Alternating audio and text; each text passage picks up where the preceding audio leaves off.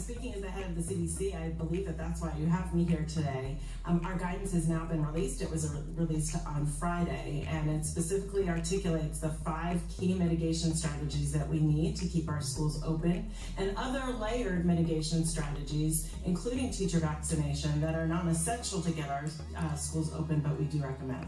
Let's turn now to the long-awaited guidance from the CDC on reopening schools. With just under 36 million Americans having gotten at least 1 vaccine dose, and hospitalizations down to just over 74,000. Kristen Dogger reports on those new guidelines. Tonight, the CDC says it's time to get back to school, laying out a color-coded system. In blue or yellow areas of the country where transmission is low, schools are encouraged to reopen fully in person. Orange areas with slightly higher transmission urged to adopt a hybrid model. Even in red zones where transmission rates are higher than 10%, if students and staff are tested regularly, schools are encouraged to do some in-person learning with reduced attendance.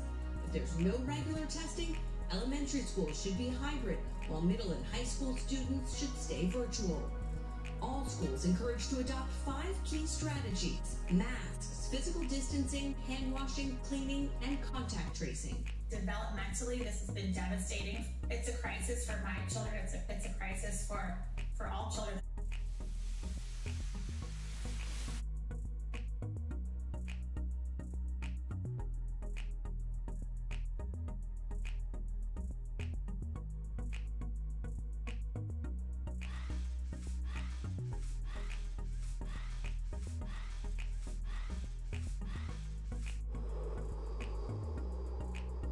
In San Francisco, where the city is now suing the school district to reopen, citing students' mental health, Lindsay Sink worries about her 3 school-aged children, including one with special needs. It took years to get him to a place of success, and now, in 1 year, the damage.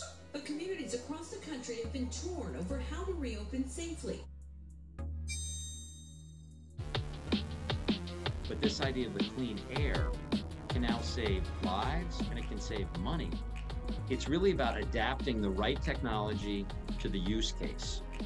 We can clean the trunk of the duct before it goes out into the branches, so it doesn't create any disruption, in the airflow, as those little, if I can hold it up here close, those little tiny carbon fibers, right, are what produce ions passed out into the air, create almost like, think of it as a snowstorm, where like they're in there invisible to the humans and cleaning the air by attaching to the pathogens. The blast of all the ions are positively and negatively charged. And what they do is they attach to, think of those little spurs on the COVID particle. What they're doing is they're preventing it from attaching as easily to the human cell.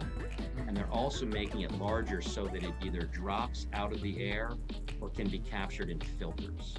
And we try and really listen to what they have, understand their existing HVAC equipment, and then come back with proposals that match their needs.